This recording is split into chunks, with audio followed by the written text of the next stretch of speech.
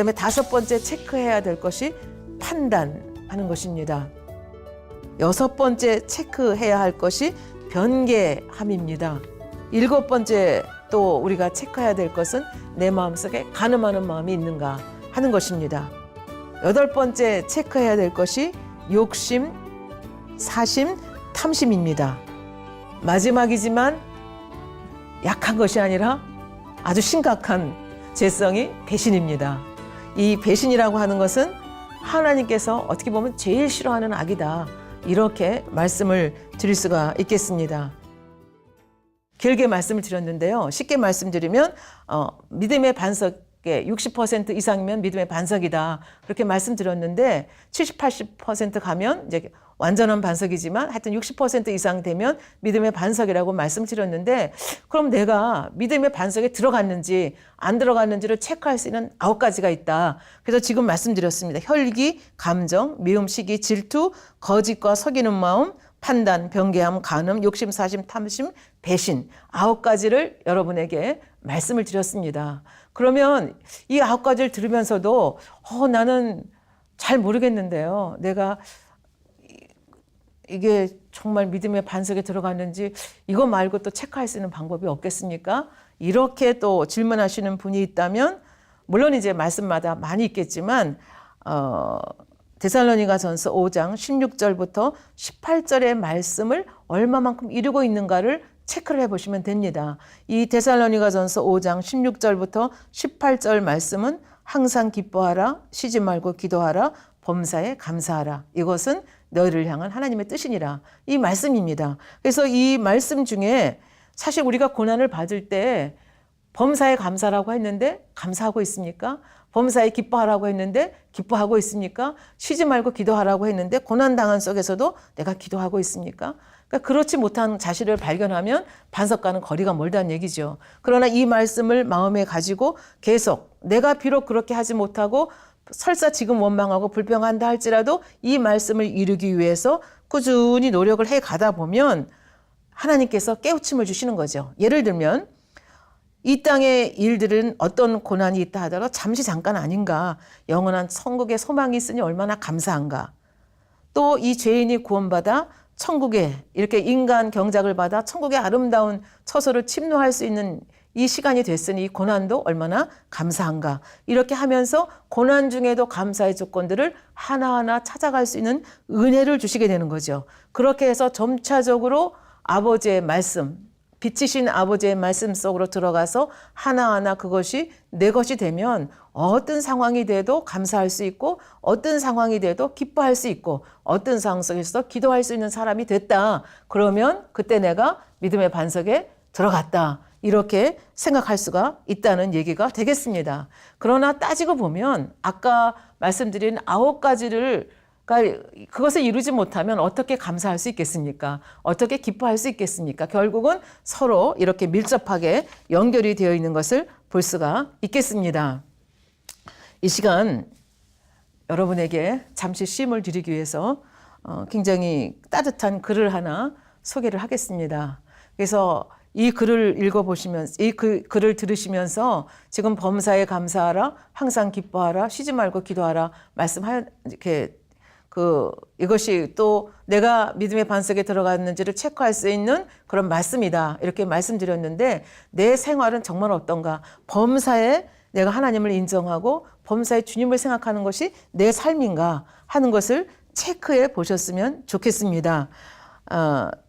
제목이 주님의 편지라고 하는 글인데요. 작자는 미상입니다. 제가 너무 따뜻하고 아름다운 글, 그러나 우리로 하여금 생각하게 하는 글이기 때문에 여러분께 제가 읽어 드리도록 하겠습니다. 나의 소중한 친구에게 오늘 아침 내가 잠에서 깨어날 때 난 이미 나의 포근한 햇빛으로 내 방을 가득 채워주었지.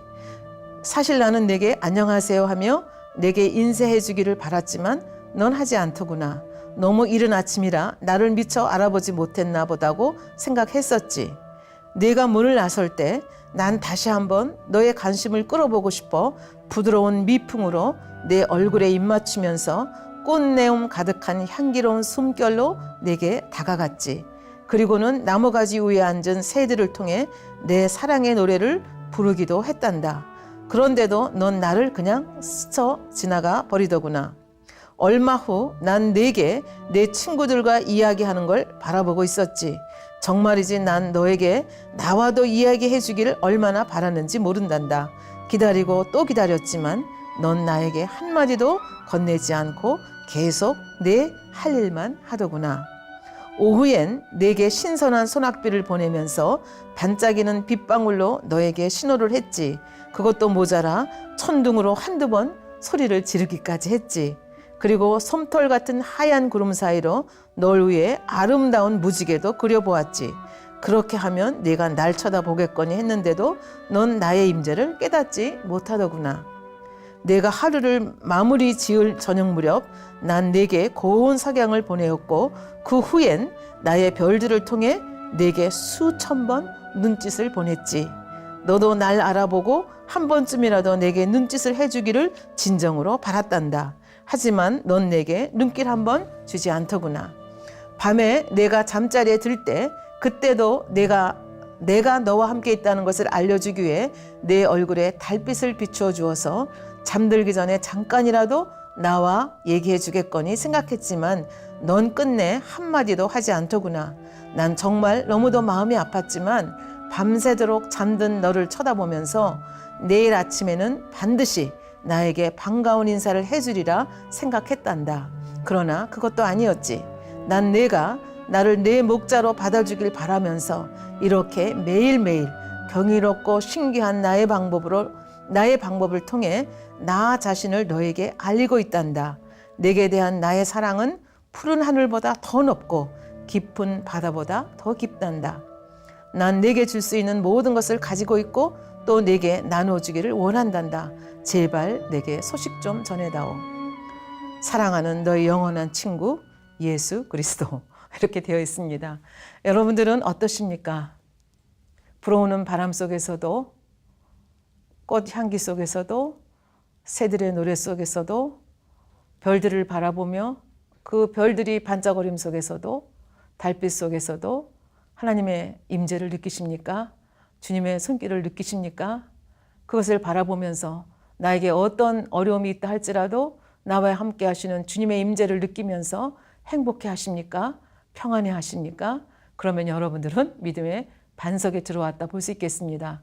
그러나 지금 주님의 편지에 나와 있는 이 사람 같은 경우는 1분 1초도 주님을 생각할 여유가 없이 굉장히 분주한 생활을 보내고 있다고 하는 것을 알 수가 있겠습니다. 그러니까 우리가 사실은 이 9가지를 통해서 체크해 볼 수 있고 이외에도 아까 얘기한 데살로니가전서 5장 16절 18절의 말씀을 통해서도 또 기타 여러 가지 말씀을 통해서도 우리가 자신을 점검해 볼 수가 있겠습니다. 그러나 아버지 하나님께서 목자님을 통해서 이 9가지를 우리에게 제시해 주셨기 때문에 이 9가지를 우리가 정말 냉정하게 자기 자신을 보면서 이렇게 체크할 수 있다고 하면 굉장히 큰 도움이 되겠습니다. 이제 그러나 여기서 우리가 또 다시 한번 생각해 볼 것이 있습니다. 우리가 그럼 믿음의 반석에 들어오면 다냐? 믿음의 반석에 들어오면 되겠느냐 하는 얘기가 됐는데 아까 말씀드렸죠. 믿음의 반석은 60% 됐을 때 믿음의 반석이라 말씀하시고 아직 0으로 들어가기까지는 40%가 남아 있습니다. 그러니까 믿음의 반석에 들어오게 되면 내가 생각할 수 있는 범위 내에서는 내 속에 있는 모든 죄성들을 버렸다. 이렇게 생각할 수 있는 그런 단계라고 볼 수가 있겠습니다. 그러나 우리가 이제 또 우리들의 마음을 해부해 보면 우리 마음속에 양심이라는 것이 있고 또 본성이라는 것이 있다 말씀을 드렸습니다. 그래서 이 양심 속에 있는 악들, 이 본성 속에 있는 악들, 우리 기 속에 있는 악들, 특히 본성 기 속에 있는 악들은 너무나 깊이 뿌리 박혀 있기 때문에 우리의 힘으로서는 우리의 그냥 간단한 기도를 통해서는 끌어내기가 힘든 이런 악들이 있습니다. 그래서 이런 악들을 빼내지 않으면 아까 죄가 뭐냐, 악이 뭐냐에 대해서 설명을 할 때 악은 나무 뿌리와 같고 죄는 그 우리 눈에 보이는 나무 줄기, 잎, 열매와 같다 말씀을 드렸습니다. 그런데 우리 본성 속에 있는 악, 귀 속에 들어있는 악, 우리가 느끼지 못한다고 해서 깨닫지 못한다고 해서 그냥 두게 되면 어느 순간 이 뿌리가 자라고 자라서 다시 육신의 일로 나오고 또 뭘로 나와요? 육체의 일로 나올 수가 있다는 겁니다. 그렇기 때문에 결국은 이 본성 속에 있는 악, 우리 귀 속에 있는 악가지를 다 빼내야 우리 속에 있는 죄성들을 다 빼냈다. 그래서 악은 모양이라도 버린 성결된 상태가 되는 것입니다. 그걸 우리가 영이라고 말씀하고 믿음의 4단계다. 이렇게 말씀을 드립니다. 그러니까 믿음의 반석에 왔다고 해서 다 된 것이 아니라 사실은 더 이제 깊은 단계의 죄를 버려야 돼, 악을 버려야 되는 그런 입장에 서 있다. 그렇게 말씀을 드릴 수가 있겠습니다. 그러니까 믿음의 반석에 왔으니까 나는 됐어. 이렇게 방심해서는 안 된다는 얘기가 되겠습니다. 뿌리가 이 근본에 있는 이 뿌리를 빼내지 않으면 뿌리가 언제 자라서 또 어떻게 자랄지 모르기 때문에 결국은 아까 히브리서 말씀을 통해서 죄를 피 흘리기까지 쌓아버리라는 말씀이 있었습니다. 우리 속에 깊이 들어있는 그것까지라도 다 빼낼 수 있는 그런 저희가 되어야 되겠습니다. 그래서 그것을 빼내기 위해서 필요한 것이 우리 힘으로는 발견하기 힘들기 때문에 이제 연단이라는 것을 통해서 우리 본성 속에 있는 귀 속에 있는 악들을 빼내게 되는데 이 선결과 연단에 대해서는 다음 강의를 통해서 여러분과 자세히 생각을 해 보도록 하겠습니다. 여기서 또 하나 우리가 믿음의 3단계와 관련해서 생각해 볼 것은 이 믿음의 3단계의 믿음을 우리가 청년의 신앙이라 지난번에 말씀을 드렸습니다. 더 정확하게 말하면 청년의 신앙이다 그러면 믿음의 반석 이상은 돼야 청년의 신앙이다 이렇게 말씀드릴 수 있다 말씀을 드렸습니다. 그래서 너희가 강하고 요한일서 2장 14절에 보면 청년들아 내가 너희에게 쓴 것은 너희가 강하고 하나님의 말씀이 너희 속에 거하시고 너희가 흉악한 자를 이겼음이라. 그래서 이 믿음의 반석 이상 가면 아까 말씀드렸듯이 순교할 수 있는 믿음이라 말씀드렸습니다. 그래서 죄에 대해서 악에 대해서 천국의 소망이 너무나 확실하기 때문에 힘써 청년들처럼 청년들이 세상을 이기고 열정적으로 세상을 살아가는 것처럼 이렇게 열정적으로 살 수 있는 시기가 바로 이제 믿음의 반석 60% 이상을 지나게 되면 이렇게 살 수 있다. 그렇게 말씀을 드렸는데 이 믿음의 3단계와 관련해서 우리들이 하나 생각해 볼 것이 이 사명과 관계되는 것입니다. 그래서 우리가 이제 교회를 오래 다니다 보면 집사도 되고 장로도 되고 권사도 됩니다. 그런가 하면 이제 구역장도 맡게 되고 기관장도 맡게 되고 교회에서 각가지 사명을 맡게 됩니다. 그래서 이 교회에서 사명을 맡는 사람들은 최소한도 믿음이 어느 단계에 돼야 되느냐 하는 얘기가 이제 여기서 우리가 이제 생각을 해 봐야 되겠습니다. 한번 이렇게 생각해 보시면 어떨까요? 여기 갓난 아이가 있는데 이 아이가 어머니가 볼 일이 있어서 밖에 나가야 됩니다. 그럼 이 아이를 누군가가 돌봐줘야 되지 않겠습니까? 그런데 초등학생, 1학년 학생을 데려다가 이 갓난 아기를 맡겨야 되는 형편이 된다면 이 밖에 나가서 외출해야 되는 어머니의 입장에서는 어떻겠습니까? 제가 우리 아이를 잘 돌볼 수 있을까? 굉장히 걱정이 많이 되실 것입니다. 그런데 좀 더 지나서 중학교 1학년, 2학년 정도 된 아주 완전히 자란 청년은 아니지만 중학교 1, 2학년 정도의 나이에 된 그런 사람을 데려다가 아이를 보게 하면 초등학교 1학년 학생들 데려다가 아이를 보게 한 것보다는 훨씬 더 마음을 놓을 수가 있을 것입니다. 그런데 만약에 씩씩한 대학생 청년이 있다. 그러면 그 청년을 데려다가 내 아이를 맡기면 훨씬 더 안심이 될 것입니다.